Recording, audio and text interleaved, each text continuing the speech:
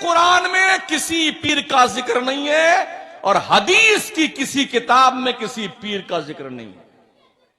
اگر ہے تو مجھے بتا دو لا کر کے. پیری مریدی کا ریزن کیا رہا ہے ذرا اس پہ غور کیجئے.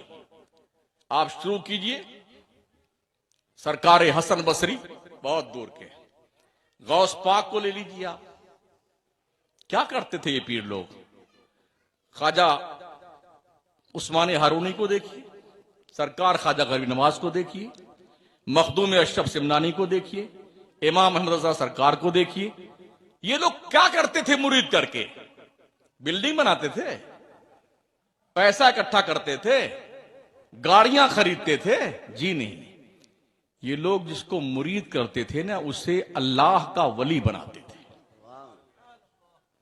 دیکھ لیجئے جتنے مرید خواجہ غریب نواز کے ہیں ہر مرید اللہ کا ولی, چاہے بختیار کاکی کے مرید ہوں, صابر علاء الدین کے مرید ہوں, سارے مرید اللہ کے ولی. امام احمد رضا کے سارے مرید اللہ کے ولی, مخدوم سمنا کے سارے مرید اللہ کے. کیوں؟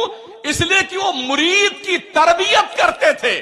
اس لیے مرید نہیں کرتے تھے کہ پیر کا بنگلہ بنے, ایک کوٹھی بنے. ہم نے دیکھا ہے پیروں کے, ایک کوٹھی کلکتہ میں ہے اسی پیر کی 2 کروڑ کی, اسی کی کوٹھی بمبئی میں 3 کروڑ کی, اسی کی کوٹھی احمد آباد میں 2 کروڑ کی, اسی کی کوٹھی لکھنؤ میں 3 کروڑ کی. رہتا کون ہے؟ ایک چپراسی رہتا ہے جھاڑو پوچھا لگانے کے لیے. اور جب پیر آئے گا تو پھر سارے مرید پہنچے زندہ باد زندہ باد زندہ باد زندہ باد. 3 دن مردود رہتے وہاں پر, لوٹ کھسوٹ کے کھاتے ہیں مرید. اور مرید سمجھتا آپ جنت میرے باپ کی ہو گئی. قسم خدا کے اتنا مارے جاؤ گے نا پیر بھی اتنا کوٹا جائے گا, بھیجا باہر نکل آئے گا اس کا پیر کا. اور ایسے مریدوں کی وہ دھنائی ہوگی شکلیں نہیں پہچانی جائیں گی, شکلیں نہیں پہچانی جائیں گی. اپنے دل میں جھانک کر دیکھو کتنا گندا ہو چکا ہے یہ دل. حرام خوری, بے ایمانی, لوٹ کھسوٹ, غیبت, چغلی, برائی, یہ سب کی آماج گاہ ہمارا دل بنا ہوا ہے. اللہ والے کیا کرتے تھے؟ کیوں فرمایا گیا اللہ کا ولی وہ ہے جس کا چہرہ دیکھو تو اللہ کی یاد آ جائے.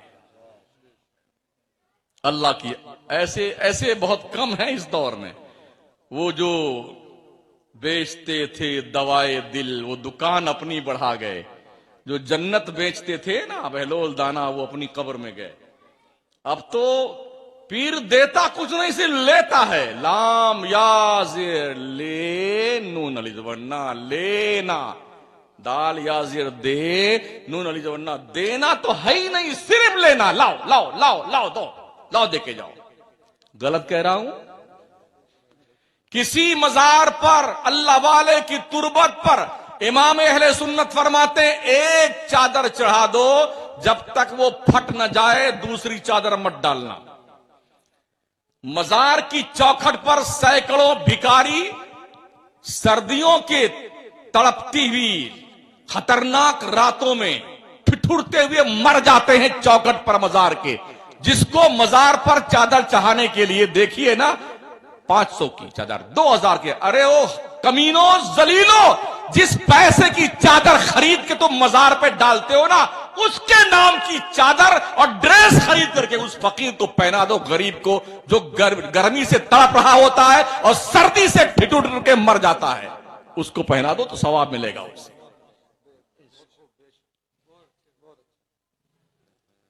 کیا ان بھکاریوں کو نہیں دیکھا جو کھانا کھانے کے لیے قطار میں کھڑے ہیں, لوگوں کا لقمہ دیکھا کرتے ہیں شادی بیاہ کے اور دعوتوں کے موقعوں پر.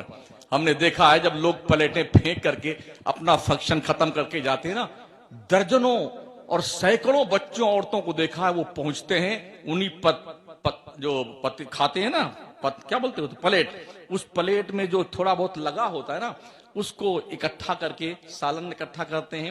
جو روٹی کے ٹکڑے پھینک کے آتے ہیں نا لوگ اس کو چن کر کھاتے ہیں. اللہ کا احسان مانو تمہارے پاس چھت تو ہے گھر کی, اللہ کا شکر مانو اللہ تمہیں 3 ٹائم کھلا رہا ہے, تم ٹھونس ٹھونس کے کھا تو رہے ہو اور توند پہ ہاتھ پھیر کر کے ٹرا رہے ہو پورے محلے میں. اللہ کا شکر مناؤ, احسان مانو اللہ کا. اللہ نے تمہارے پیسوں میں غریبوں کا حق رکھا ہے، مدرسوں کا حق رکھا ہے، یتیموں کا حق رکھا ہے، بیواؤں کا حق رکھا ہے۔ میرا نبی فرماتا ہے، او میری امت کے لوگوں، مجھے تلاش کرنا چاہتے ہو تو غریبوں کے بیچ میں تلاش کرو، غریبوں کے بیچ میں۔ نبی فرماتے ہیں غریبوں کے صدقے میں تمہیں روزی دی جاتی ہے، اسی لیے اللہ فرماتا ہے فی اموالہم حق للسائل والمحروم۔ او مالداروں، تمہاری دولت میں، تمہاری کمائی میں محروموں اور سائلوں کا اللہ نے حق رکھا ہے، اسے نکال کے دو غریبوں کو۔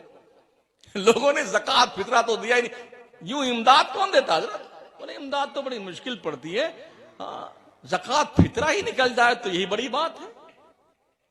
یہ پورے ملک کی بات کر رہا ہوں، پورے ملک کی۔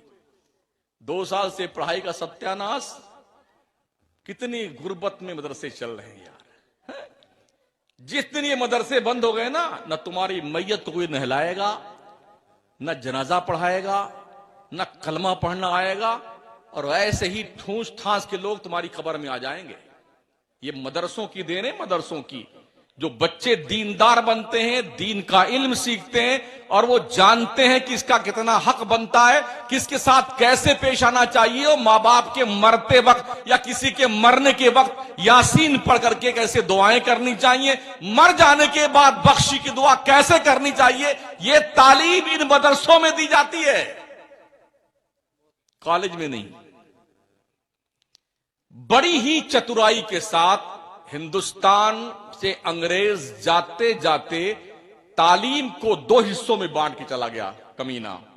یہ دنیا کی تعلیم ہے، یہ دین کی تعلیم ہے۔ نتیجہ یہ ہوا جو دین کی تعلیم کے مرکز بنے وہ دنیا سے جاہل رہ گئے، اور جو دنیا کی تعلیم کے مرکز بنے وہ دین سے جاہل رہ گئے۔ اسکولوں میں پڑھنے والے لوگ، کالج کے اندر پڑھنے والے لوگ جنہیں دین کا واسطہ نہیں پڑھانا، ڈاکٹر تو بنے مگر ذاکر نائک بن گئے، انجینئر تو بنے محمد علی بن گئے، مرزا محمد مرزا نام ہے نا، ہاں مرزا، مرچا ورچا حکم بہت، لائر تو بنے مگر دیندار نہیں۔ ان کو پتہ ہی نہیں دین کیا ہے، مذہب کیا ہے۔ وہ خود ہی اعتراض کرتے ہیں کہ ہمارے نبی نے 11 شادیاں کیوں کی ہیں؟ ابے سورداس پڑھتا تب تو معلوم پڑتا کیوں کی ہیں۔ وہ اعتراض کرتا، مسلمان ایز اے مسلم اعتراض۔ ایک وہ طارق مہتا نہیں، کیا نام اس کا، طارق فتح، ہاں طارق ذلیل ایک ہے دلی میں، وہ بی جے پی کی ناجائز اولاد، وہ مردود روز خرافات حرام خور کرتا رہتا، ذلیل کتا، بھونکتا رہتا، اور ایسے دلال مولوی بلائے جاتے ہیں 5,000 روپے جن کو کچھ بولنا ہی نہیں آتا ہے، وہ چیختا چلاتا رہتا، تو لوگ کیا